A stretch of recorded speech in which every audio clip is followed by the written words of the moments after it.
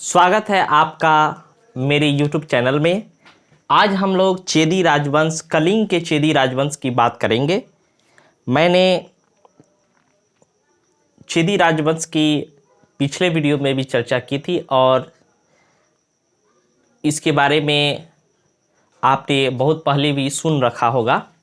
मैं आपको बता दूं कि मौर्य काल जब समाप्त हो रहा था, बिखर रहा था, तो उसके कमज़ोर होते साम्राज्य पर कई राज्यों ने, कई स्थानीय राजाओं ने उस पर अपना अधिकार जमाया और उसको अपने नियंत्रण में ले लिया। उसी में हम लोगों ने देखा था कि कैसे शुंग, कण्व, सातवाहन और इसके बाद हम लोग कलिंग के चेदी राजवंश को देखेंगे। मैं आपको बता दूं कि अशोक द्वारा जो कलिंग विजय किया गया था और 13वें शिलालेख में हमने इसकी चर्चा भी की थी। कलिंग विजय के बाद क्या घटनाएं घटती है, ये सब हमने पिछले वीडियो तक देख लिया है कि कैसे उसका मन जो है वो विचलित हो जाता है। और तो आज हम लोग देखेंगे कलिंग के चेदी राजवंश की। सबसे पहले यह जान ले कि चेदी राजवंश जो होता है इसका इतिहास क्या रहा है।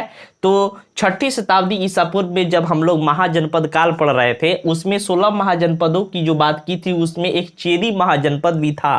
अगर आप याद करने की कोशिश करें या मेरे पीछे वाले वीडियो में आप जाके देखें महाजनपद काल में, तो मैंने आपको 16 महाजनपदों में एक चेदी महाजनपद की भी बात की थी। चेदी महाजनपद की राजधानी जो थी वह शक्तिमती थी और इसका उल्लेख हमें महाभारत में भी देखने को मिला था। और अगर आज के एरिया की बात की जाए, इसका लोकेशन की बात की जाए, तो यह आधुनिक बुंदेलखंड वाला क्षेत्र है और इसके आसपास वाला क्षेत्र जो है वह ये चेदी राजवंश था। और इसी महाजनपद के वंश की एक शाखा जो है वो कलिंग जाती है और एक स्वतंत्र कलिंग के चेदी राजवंश की स्थापना उड़ीसा के कलिंग में करती है।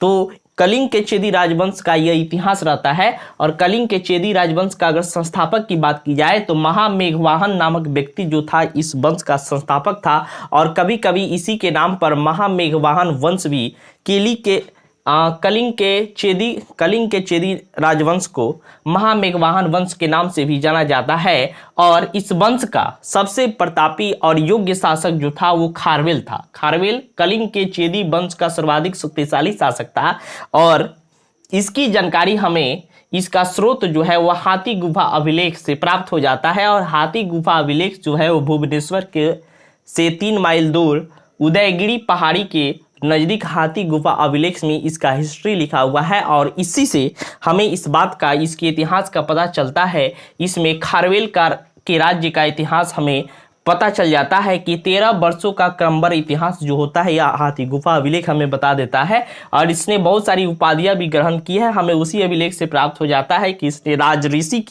राजर्षि की उपाधि धारण की थी। इसके अलावा कलिंगाधिपति और कलिंग चक्रवर्ती की उपाधि भी कलिंग नरेश खारवेल जो था वह धारण करता है। और यदि खारवेल की बात की जाए तो यह जैन धर्म का पोषक था। हालांकि यह अन्य धर्मों के प्रति भी अपना संभाव रखता था। और यह खारवेल जो था वो सातवाहन शासक सातकर्णी का समकालीन भी था। सातकर्णी की बात हम लोगों ने सातवाहन, इससे जस्ट पीछे वाली वीडियो में हमने देखा था कि सातवाहन शासक सातकर्णी जो था, जिसकी शादी जो हुई थी एक महानतम सरदार की दुहिता से हुई थी, तो वही सातकर्णी जो था ये उसका समकालीन था। और खारवेल ने सातवाहन शासक इस सातकर्णी को पराजित भी किया था। यह इसके हाथी गुफा अभिलेख से हमें प्राप्त होता है।